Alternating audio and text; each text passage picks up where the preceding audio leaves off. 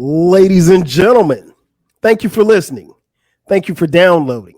And thank you for subscribing to the latest edition of the 12 Kyle podcast. I am your boy 12 Kyle. Check this out. On this episode, we are celebrating Hip Hop Week. If you've been hiding under a rock or if you've been off the planet, hip hop was created this particular week by the great DJ Kool Herc. And in honor of hip hop, I said this week we were going to drop an episode doing album reviews, talking about hip hop every day this week. And today is no exception. And as you can see, I got some help with me. I got one of my boys in the building, fellow podcaster, entrepreneur, a guy who's new to the game, but definitely true to the game. My man, Danny Foxworth. Danny, what's good, man? What is good people? Thank you, 12 Kyle, for having me back on, or having me on for the first time. Mm-hmm. Man, this is a dream come true, bro. Seriously. Stop, man. Let's rock. Man, listen. I've been rocking with this dude, and he's been rocking with me. Wow, I don't even know how long. It's been a while. It's been a minute. Yeah, we go back. Both of us from the 843 in South Carolina. Danny's from Moncks Corner, South Carolina. And Danny hosts not one, but two podcasts. And I'm going to tell you, this guy, the one thing that I love about both of his podcasts is in theory, he has not had a podcast for a long period of time, but he is as polished and as dope as you would think that somebody who had been doing it for 5 or 6 years. And I'm not just saying that just because he said, but he is solid. The host of At the Plate. And since we last spoke, man, before we even get into the music, man, how has it been for you just on a personal level? Because I remember either you sent me a tweet or a DM saying, I'm going to start my podcast. And it just seems like literally from overnight, both podcasts have taken off. How has it been for you, jumping into this podcast game? It's been an awesome experience. There's definitely some growing pains, but you know what? They helped me improve my podcasting. But every week, I look forward to hopping in the booth and hitting the record button and either manning it solo or chopping it up with my guest. And I'm telling you, man, this it took me a while to get into the podcasting thing, but I'm here and I'm really enjoying it. That's all that matters, man. The fact that you're enjoying it, that's all that matters, because ultimately it's up to you, as far as what you get from it and how long and how far you want to take it. So, man, I mean, like I said, I'm not just blowing smoke, man. And I've been on your podcast At the Plate. You got a chance to talk baseball, man, which is, like I told you before, it's very rare because you were the only person to have me on their podcast to talk baseball. I've talked about every other sport other than baseball everywhere else. But that was a dope time anytime talking about my Yankees. But I brought you on here, man. We're going to talk about a specific album. This album we're going to talk about, it was the debut album from the mighty Mos Def. You guys know Mos Def from the group Black Star. The album was released October 12, 1999. It is called Black on Both Sides. As I was telling Danny, like before we came on, and many of you know, I said this year I wanted to do something a little different and celebrate hip hop as turning 50. And I didn't want to necessarily do, because I do periodically throughout the year, we do album reviews and stuff like that. I wanted to do something where an album wasn't turning 10 years old or 15 years old or 20 years old or 30 years, 35, however. And I wrote down a list of albums. And what's interesting was the albums that I picked, I wanted to do albums that I hadn't touched before and possibly any artists that I hadn't touched before. And when I gave Danny the selection of albums that he could choose from, I had in my mind that he was going to pick this one. And he did. So let's get into it, man. Black on Both Sides, again, October 12th, 1999. Let's go back, man. Do you have a special or first memories about either how you got this album or how it came to you, and just your overall thoughts of you know, like when you first heard it for the first couple of times? Man, well, I was first familiar with Mos Def through I think it was the first Sound Bomb, and he had a song. He had a song. I think it was called like 2000 Seasons or something like that. And it was that. And then when he was on the Stakes is High album with that song Big Brother Beat, and I'm like, yo, who is this dude, man? He is dope. And then Black Star album comes out, and I was like, yo, that was the hook. That was the hook, line, and sinker right there. Yeah. Same. Honestly, I'm not the biggest fan of Kweli.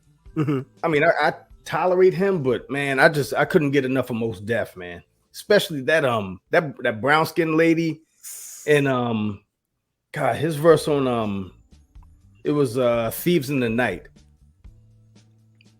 Those were the verses that really made me become a fan of his. Yeah, and, go ahead. And then God, Respiration too. Can't leave Respiration out. Yes. The picture he painted on his verse. Crazy. I much like you, man. I'm not. I can't say I'm not a fan. I'm not as big a fan of Kweli. I'm less of a fan now, because some of the way he handles himself on social media. But that's another story for another day. Understood. But his emceeing, at least for me, when I heard, much like you, I heard Mos the first time on Sound Bombing, and I think I heard him on a couple other mixtapes, maybe a Clue tape, before the Black Star album came out. And then when the Black Star album came out, I'm sure like you were kind of like hanging on to every single verse that Mos Def had. And so you look forward to hearing him rhyme, and it was just like he was just taking off as an MC. And I can't even remember getting wind of this album, but I just remember going to the store and actually purchasing it. This is 99, so you probably could have found it online and illegally downloaded it.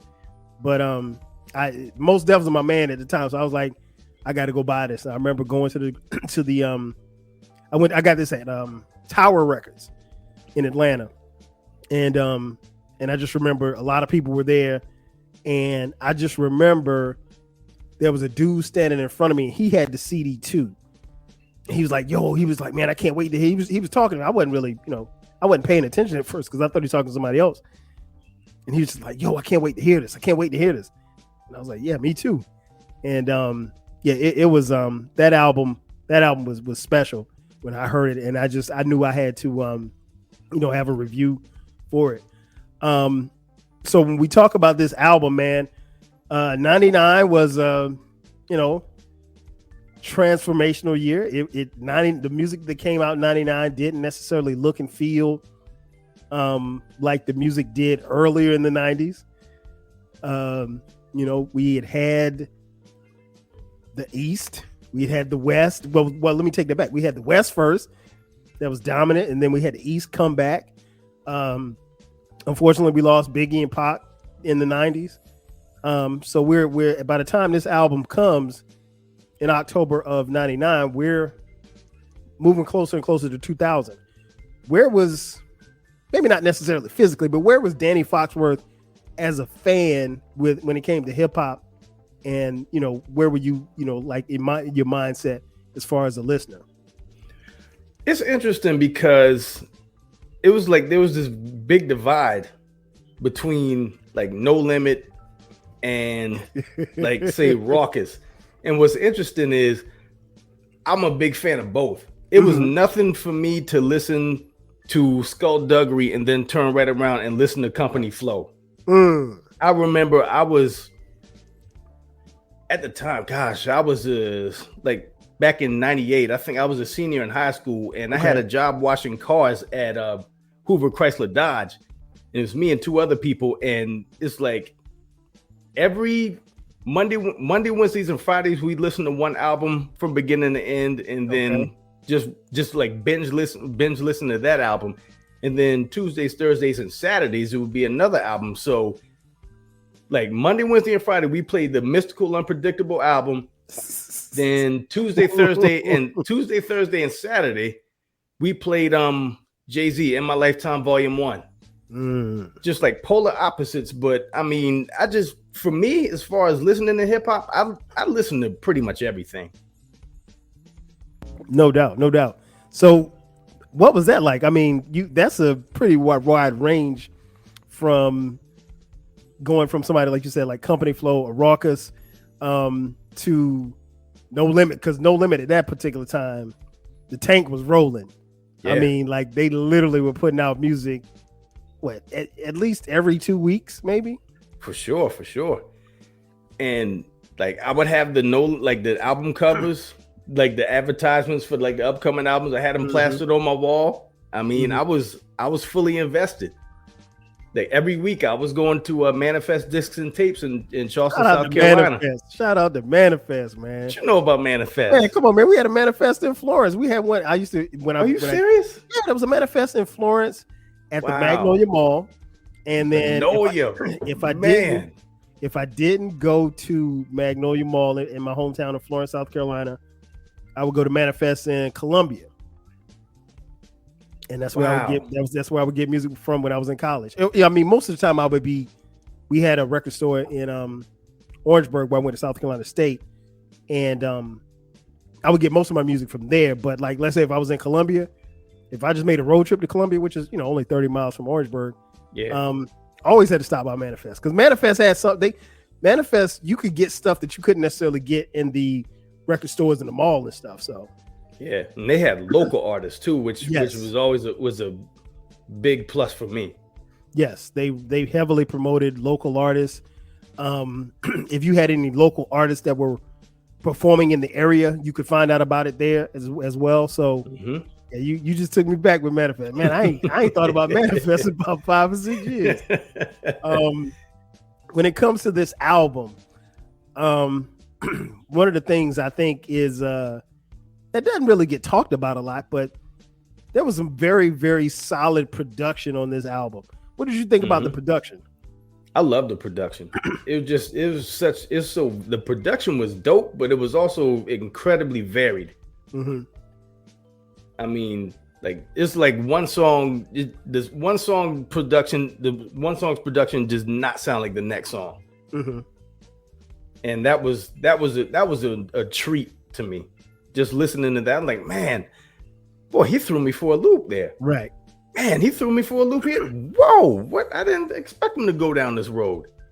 And indeed to 88 Keys, Premier, Ayatollah, D. Prosper, Ali Shaheed Muhammad from A Tribe Called Quest, Psycho, LES, DJ Etch and Sketch, David Kennedy, just to name a few. He had some, while they might not have been quote unquote household names, he had some bangers on here. And the album runtime is 71 minutes, so a little over an hour, which would be by today's standards a album that was way too long. But I didn't. It's funny, man, because even when I listen to this album to this day, it doesn't feel like a long album. Does it feel like that to you? It doesn't. Now, when you play it, do you skip it around, or you just play it all the way through? I play it all the way through. Okay. I may skip one song. Okay, and we'll get to that in just a second. Again, this was the debut album for Mos Def, debut solo album for Mos Def. And again, I just remember hearing it for the first time after purchasing it, and I was very surprised. Not that I didn't think he could do it, but just the way the album flowed, just his overall temperament throughout the album, his subject matter, which we'll talk about in just a second, was very, very key, I think. I think one of the things that stood out to me, just on a personal note, was that if you follow hip hop, where hip hop was going, hip hop at that particular time, a lot of it was shiny suits. It was flossy. It was about how much money you had. And we had come from, the gangster rap, if you will, in the early and mid 90s. And then so here it is. You have this album, this collection of songs, Mos Def, and it's none of that. You know what I'm saying? None. Yeah. He gave it to you raw, and he gave you different elements of hip hop in this album. What did you take from it overall, as far as your your thoughts on the album? I'm going to keep it real with you, man. Mm-hmm. Black on Both Sides is my favorite rap album ever. Really? Yes. Wow. Yeah. Well, no wonder you picked it. Yeah. Yeah. Oh man, I can't get enough of that album, bro. Wow. Favorite hip hop album of all time. Now, notice, folks, he said his favorite. He didn't say the best. Not best. He didn't say it was the greatest album of all time. He said his favorite. Okay. Without a doubt. Wow. That's what's up. And now that I did not expect, but that is that is a great place for us to start there. This album was very critically acclaimed. Again, particularly when we talk album reviews, I never talk about how much it sold. Even to this day, I don't know how much it sold. I think it probably sold. I think it went gold. I think eventually. I believe so. Okay, but got 4.5 mics in the source, and it was a very, very complete album from top to bottom, and it was something that I think, just for me and my friends, it felt very refreshing. I ain't gonna lie, because a lot of us, Danny, and I'm pretty sure you probably went through the same thing, probably knew people who were getting a little tired of where rap was and hip hop was. Mm-hmm. With the commercialism on one side and the gangsterism on another side, and it was just everybody was trying to look the same, and it wasn't about being original anymore. And this album, at least to me, was just refreshing. So how does, even before we get into the track listing and go through these tracks, how does this album become Danny Foxworth's favorite hip hop album of all time? Because he rapped about stuff that is in like particular subject matter that I hadn't heard anybody else rap about. Mm-hmm. The man rapped about water. I mean, who else do you know is rapping about water? Like the use, like how it's beneficial and how people take it for granted. Water. Mm-hmm. Water. And making it sound dope and not preachy. Yeah. Just real matter of fact about it. Mm-hmm. Exactly. So let's get into it, man. Track 1, Fear Not of Man. I think this is a very good opening track. What did you take from this one? I love it. He was just laying the groundwork for the album, and got into it. Just had a monologue about how hip hop is like, what hip hop is supposed to be like. He's like, if we're smoked, whatever's going on in hip hop is whatever's going on with us. He said, if we're smoked out, hip hop's gonna be smoked out. If we're doing all right, hip hop's gonna be doing all right. He said, hip hop is not some giant that comes down from the mountaintop to visit the village people. I was like, he was getting into it, man. I love that part too. Yeah. I love that part. And that, like you said, that monologue, I think is very key. And it's something that honestly we probably didn't talk about as much as we probably should have. But he's right. Yeah. Wherever we are, that's where hip hop is gonna be. If we're not focused, hip hop ain't gonna be focused. If we're, focused on the wrong things, hip hop is gonna be focused on the wrong things. We're smoked out. If we're rapping about drugs, and that's where hip hop is gonna be. So I think it was very prophetic, if you will, as far as like where we were, and more importantly where we were going. Then we get into track 2, hip hop. Oh man, talk to me about this one. Whoo! Speech is my hammer, bang the world into space, now let it fall. Man, my restlessness is my nemesis. It's hard to really chill and sit still. Committed a page, I'll write a rhyme. Sometimes I won't finish for days. That's how you start an album. Yes. I mean, he got right to it. Right to it.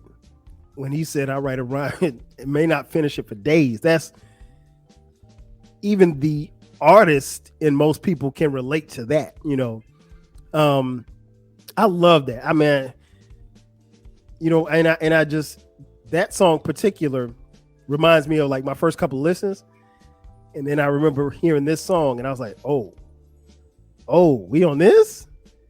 I was like, oh, and that's when I kind of, in my mind, I told myself, he's got something here. You know, he's on to something and he's making it happen. Then we get to track 3, produced by 88 Keys, called Love. What'd you think about this one? Love it, man. Real mellow. And he rides the beat so well, man. Mm-hmm.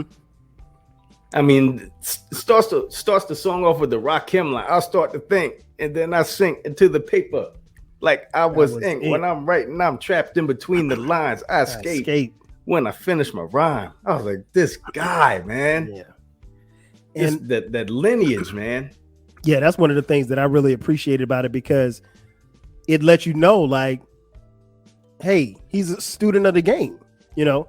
I think, and we didn't really see that. And then not only just being a student of the game, but he also, in that line, he's paying homage to, you know, Rakim, somebody who came before him.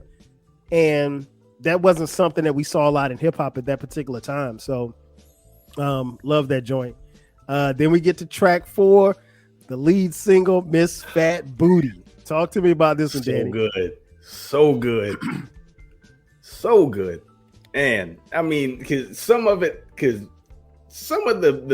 what he was rapping about, I could relate to. Seeing a chick in the club, you know, particularly the ass so fat that you could see it from the front. Come on, man, bro. Oh man, took me back to them days when I used to be in the end zone and in the Diplomat back home back in North Charleston, and seeing this chick at the bar, and just same. And funny enough, her name was also Sharice. Say word. Yeah, I was like, man, this is hitting a little too close to home. You got a story for us or something? It's not much of a story. She turned me down. Okay. But yeah, I mean, I approached her. You know, she was looking too good, and she was like, "No, thank you." Wow. And she left and danced with her girls. I'm like, all right, charge it to the game. She gonna see this podcast and be mad. She be like, man, I knew I should have talked to that dude. Look at him now. He's got 2 podcasts and he's doing his thing. Yeah, stunting on him. Yeah. But yeah, I love that record, man. And just him talking about the hurt that she was putting him through. You know, and then he comes to the club and sees her doing lay me down, lick me up with another chick, and I was like, oh, so this is how it ends. Yeah, okay. I didn't foresee that ending. Me either. Yeah, it's the thing I always say on this podcast, man, and I know you've heard me say this before. Very relatable content. We've all seen.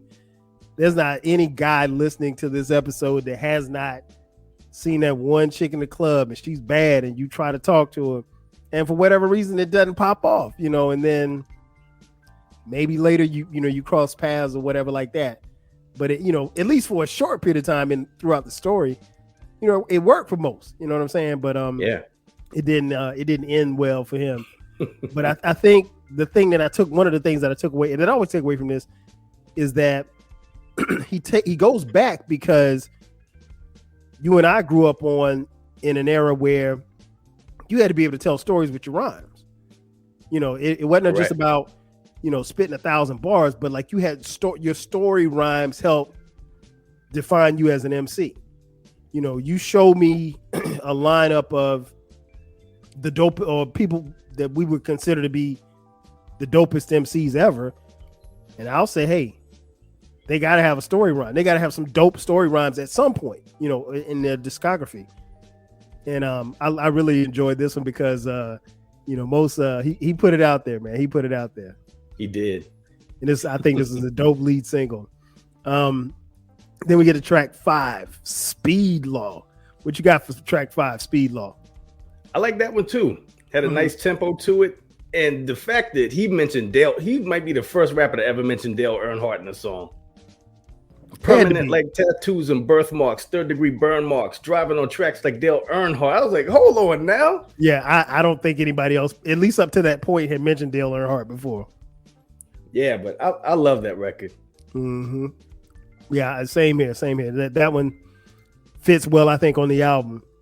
Then we get to track 6, his first feature, Do It Now with the great Busta Rhymes. What'd you think about that one, man? This is the one I skip. Really? Yeah. Oh, wow. Yeah. Go ahead. Well, tell me why you skip it. Man, I don't know, man. It's like, I don't know what it is about Busta. It's like I go back and listen to his stuff. I am a Bus fan, but I got to take him in small doses nowadays. Gotcha. It's like makes sense. Yeah, just like real gruff, real aggressive, and he don't be saying shit sometimes, man. And it was like it bothers me, and it really shouldn't. Mm-hmm. But in this instance, it does. You know what's funny that you say that, because my boy Eclectic, shout out to E, he says the same thing about Bus. He's like, I can't, like, and because we were talking, I think we were talking off air after we finished recording one time. Mm-hmm. And he asked me about, I want to say he asked me about if I purchased a Busta Rhymes album. No, you know what? We were talking about Busta's discography. Mm-hmm. And he said something about, like, something to the effect of he loved, The Coming. And he said something to the effect of, like, I haven't listened to his discography in its entirety since The Coming. Like, that was the last album that he was in on Bus. And that was like, The Coming was what, his second album? Was it first? That was his first album. First album, okay, yeah. So anyway, I told him that I think I can't remember the name of the album that I bought, but the last Busta Rhymes album I bought was the one with the red and black cover. I can never remember the name of the damn Anarchy. Anarchy, there you go. Because that was the last one I bought. And I love that album. But like you said, with Bus, particularly that particular time, yeah, you had to take him in doses. Now that you ain't gonna be riding to church to listen to Busta Rhymes, So, but I like this song, man.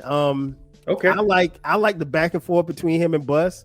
And it's interesting because we talked about this on a lot of podcasts and stuff, that even in the albums that we love, there can be a song or songs that we don't like, that we skip. Yeah, it happens.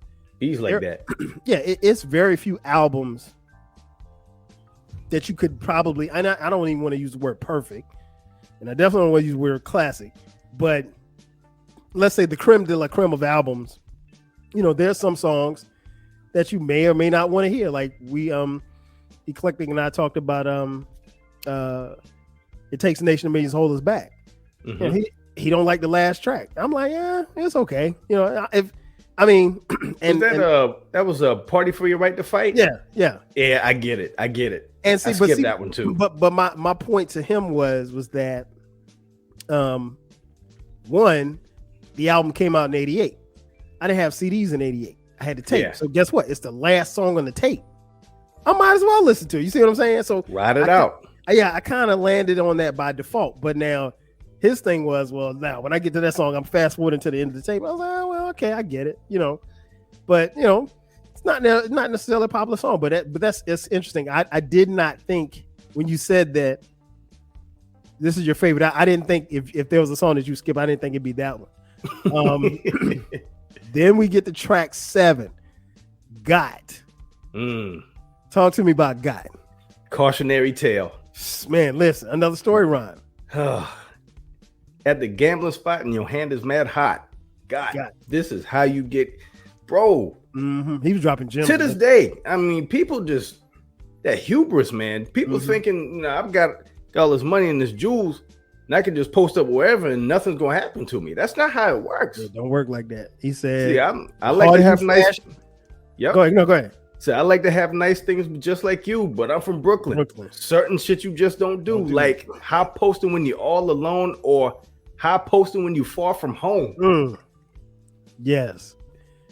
Yeah, he laid down the rules basically for the do's and don'ts. He said the harder you flash, harder you get flashed on. On. Yep. Very, very much a cautionary tale. You know, it's funny, man. People don't listen to that, and I think that was very key for him to put that on the album, because, you know, again, to your point, what you mentioned earlier, he's rapping about stuff that you don't normally hear on an album. I mean, he devotes an entire song to, you know, watching yourself and not getting robbed. Yeah. Because the streets is hungry, and the streets always gonna be hungry. So it is what it is. Yeah. Then we get to track 8, another single. Umi Says. What you got on this one, man? Dog, I play this record every morning when I wake up. Really? Literally every morning when I wake up, man. Wow. Yeah, I get up, I play this song, drink my water, do my stretches, and I'm good. I'm set for the rest of the day. Wow, that's what's up. Yeah, this one right here, Danny, never gets old for me. Never gets old. You know, this what I call vintage Mos Def, and it's one of those songs that it's just a feel good song. Like it, and I think it's always good, particularly in hip hop, particularly when we hear and see so much of what we see on a day-to-day basis. It's good to have that one song or two that you can put on, and it can change your mood, you know, and this, you're not going, there's no way you can listen to the song and not tap your feet or bob your head or sing along for that matter. So 100%. Yeah, I love it. Still love it to this day. Then we get to track 9, which you talked about a little earlier. New World Water, man. Talk to me about that one. Man, New World Water make the tide rise high. Come inland and make the house go by. Just, oh man, there's so many things that water does that we really take water for granted. We really do. I mean, and it's something that like, you think about it, but I never really thought about it until I heard this song. Not in detail, you know what I'm saying? Yeah. So you can take what he said. That's like, it don't. I can't even remember what he said. Like, things about to get real wild on the app. You be buying Evian just to take a fucking bath. Yeah. Used to say he used to have minerals and zinc in it. Now they say it got lead and zinc in it. Fluorocarbons and monoxide. Got the fish looking cockeyed. I mean, golly, boy, he was just. That was a thorough song about water, which I've never heard another rapper ever do. I don't think I've heard anybody rap more than 4 bars about water. Yeah. I don't. I mean, if they're out there, maybe point them to me, but none come to mind immediately for me. Then we get to track 10, Rock and Roll. This was a little different. What would you think about this one?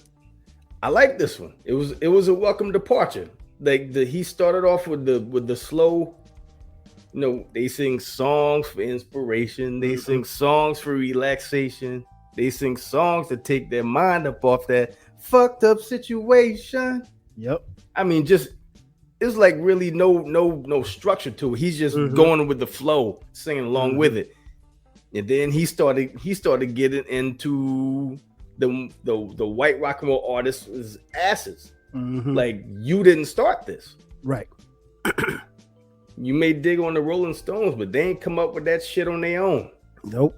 I'm like, okay, this is where we going. All right, let's go. Let's take a ride. I loved it, man. I think I remember hearing it for the first time. I was like, you know, like you're doing something, and then you're like, wait a minute, damn, where this come from? Like, because he gets into it, and you know, as he gets deeper and deeper into the song, then you kind of catch it all, and you're like, oh, okay, now I see how he got to this point.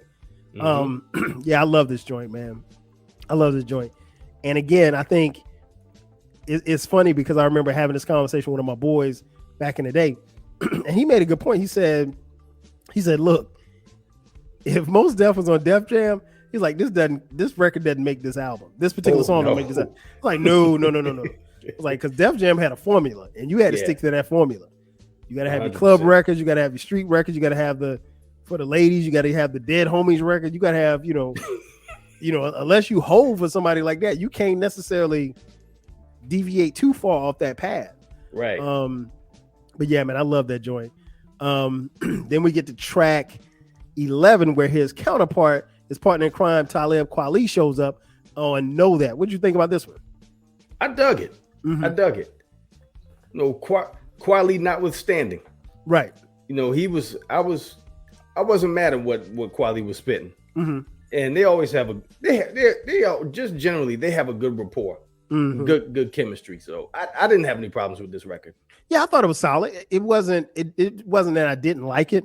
It wasn't skippable, but I thought it was solid. I thought it was real solid, and it was good because we got a chance to see Kweli, and I think there were a lot of fans of Mos Def that probably would have been upset if he had done this album and Kweli didn't show up on at least one track. So they gave the people what they wanted. So I wasn't mad at that. Then we get to track 12, Climb, featuring the lovely Vinia Mojica. What did you think about Climb? Vinia Mojica automatically gets a pass from me. Again, just vibing. I mean, no real rhyme or reason to it. They're just vibing. Right. People climb into the night like cool world. Like, I'm all in. All in. I will say this. As much as I love Vinia Mojica, this is the skip for me. Okay. I have to be in the mood for it. If I'm in the mood, I'll listen. If I'm not in the mood, I'm like, skip. But I'm mad at that. But it's a decent song. It's a decent song. I think I think over a period of time, it grew on me, because at one point in time, Danny, it was just a straight skip. All like it was just I don't hear that. Oh, but over a period of time, it resonated more and more with me. So I can dig it. But it just depends on how I feel. If it's a Saturday, I'm in the car and it's on, I might listen. If I'm in the house cleaning up, I might not. You know what I'm saying? It just depends. Track 13, Brooklyn. Not Tyler. Mos Def talks about the place where he's from, man. What'd you think about this one? I love this record, man. Same. I love this record. I'm a trilogy. Like, the beat switches 3 different times. Man, it's like it goes from one beat and then it goes to the oh God, I can't even remember the sample that we live in Brooklyn, baby. Yeah. Oh, I know exactly where that's from too. I'm gonna think of it probably by the time we finish recording. And then the third beat, he switches to Who Shot You? I was like, whoa, Brooklyn, the habitat, the place where they happen at. Yeah, man. I the one thing that I wish would have happened with this album, I wish this would have been a single with a video. Yeah. I think it would have been dope. And I don't necessarily know why they did or didn't. But I would have loved for it to happen. But yeah, that's one of my favorite tracks on the album. And like you said, from the beat switching, and the beat switches 2 or 3 times. And honestly, at that particular time in hip hop, that didn't happen a lot. Of course, it happens a lot now, but you didn't get that a lot. So, they did their thing on that one. Then track 14, you just mentioned a little bit earlier, Habitat. What do you think about this one? We all got to have the place that we come from. This place that we come from is called home. I love this record. We set out on our travels and we do the best we can. We walk this great big earth where we roam. Yeah, man. I love it, man. That's the joint. I like this one because it just really shows like Mos Def wasn't afraid to try anything. And I think at that particular time you had people like Andre 3000 that was very experimental. I mean, obviously Q-Tip has always been very experimental in the studio, but I like this, man. I really like this because most can carry a tune. I'm not gonna sit and say he can sing, but he can carry a tune, and he doesn't come off as overdoing it or over trying or corny for that matter when he does sing or whatever like that. And he's not off key. He knows what he's doing. Very, very talented brother, man. I'm with you, man. I like this joint. Then track 15, featuring the aforementioned Q-Tip, Mr. Nigga. Talk to me about Mr. Nigga. I love this record, man. And again, this stuff that not a whole lot of rappers out here talk about, man. Mm-hmm. Like just going into an establishment, and you know the waiters looking you up and down, the host and hostess, they looking you up and down like, why are you here? You're not supposed to be here. Like that song, it does it for me. Yeah, I love it. I love the subject matter of, you know, and the perspective from which he's coming from.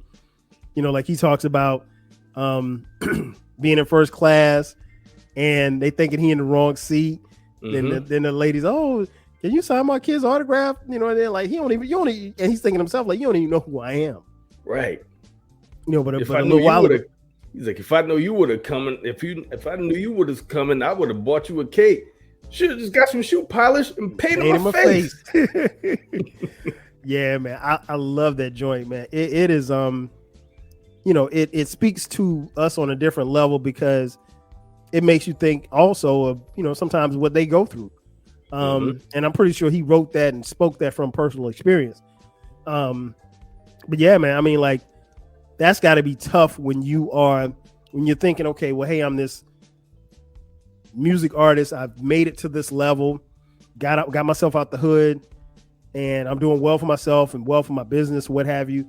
And I'm doing all these great things. I'm loved by these people. And this is what you see. Yep. You think you see Mr. Nigga, you know. Exactly. I it's probably my second favorite song on the album. Then we get to track 16, Mathematics, produced by the world famous DJ Premier. Man, what you got on this? 1 for Charlie Hustle, 2 for Steady Rock, 3 for the forthcoming Live Future Shock. 5 dimensions, 6 senses, 7 firmaments of heaven to hell, 8 million stories to tell.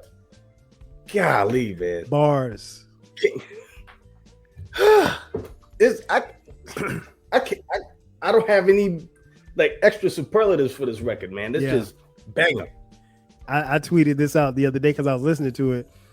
Young Bloods can't spell, but they can rock you in PlayStation. Yeah. This is my favorite track on the album, man. I love it. I mean, Premier obviously laced him with a crazy beat. Yes, he did. But man, listen, there's so much truth in just about everything that he's saying in this, and it's also a cautionary tale. Like, look, he's looking down the road, and you know, kind of giving you some gems to chew on. And I think one of the things that was also key is that, you know, much like a lot of other really good MCs in that era and the era before, I think Mos Def does a really good job of telling you what you need to hear, but not coming off as preachy. You know what I'm saying? Yeah. I got 16 to 32 bars to rock it, but only 15% of profits ever see my pocket. Like 69 billion in the last 20 years was spent on national defense, but folks still live in fear. Man, that's a bar in and of itself. Yeah. Still live in fear. Oh my God. Yeah, I got nothing bad to say about that record. That song, and I want to say, I'm gonna go out on a limb because I can't verify it. I'm not gonna look it up. So if y'all need to check me. I think that made the hip hop quotable in the source. I'm almost certain that okay. It did. I was about to say, because you could really pick a verse. Yeah, you really could. You could pick a verse and it wouldn't matter. I mean, and then the album ends with May December, which I love. It's no rapping on it, but it's just an instrumental, but it's a vibe. Yeah, and it's a hell of a way to close out an album. Yeah, man. Hell of a way to close out an album.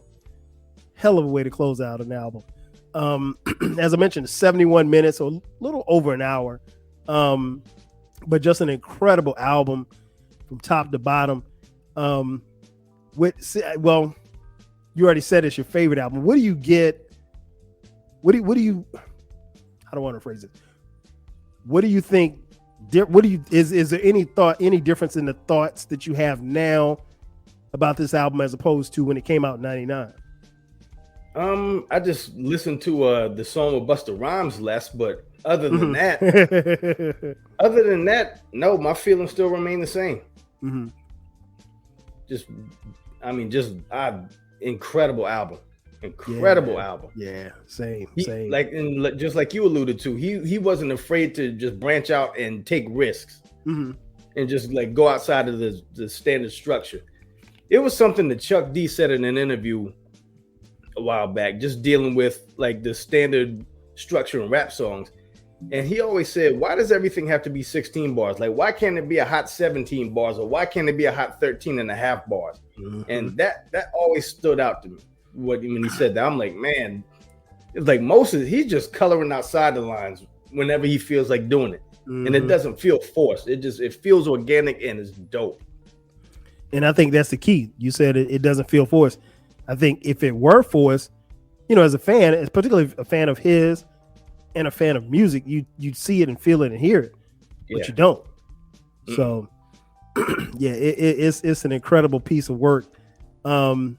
Before I get you out of here, man, I gotta ask, because we always do this anytime we talk about music. It got 4.5 mics in the Source. So Danny Foxworth, yes sir, if you're handing out the mics, how many mics is Black on Both Sides going to get from you?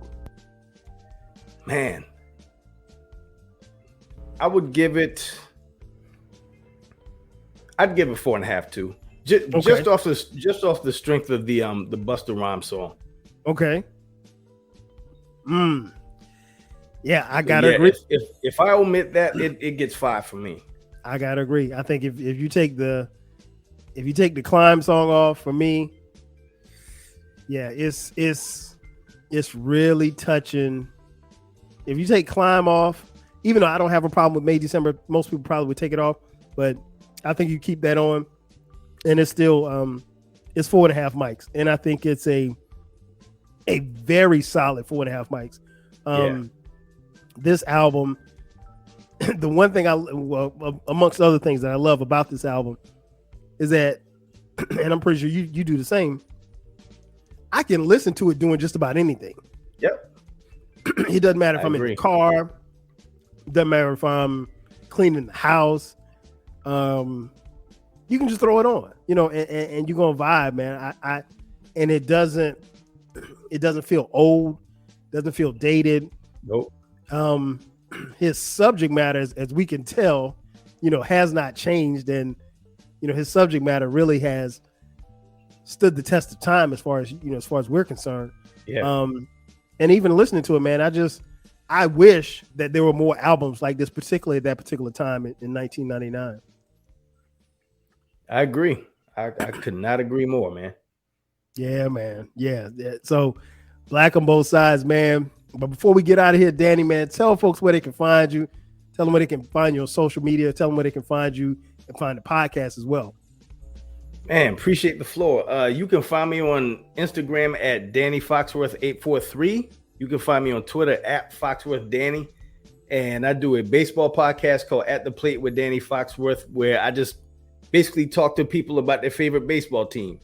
And then I have another podcast called Since We Last Spoke with Danny Foxworth, where it's more general discussion. Like, I'll talk about what I'm going through, or I'll have guests on to highlight their talents. Sometimes we'll do like tournament themed episodes. I did one for snack chips. I recently did a tournament for French fries. It's just a cornucopia of subject matter.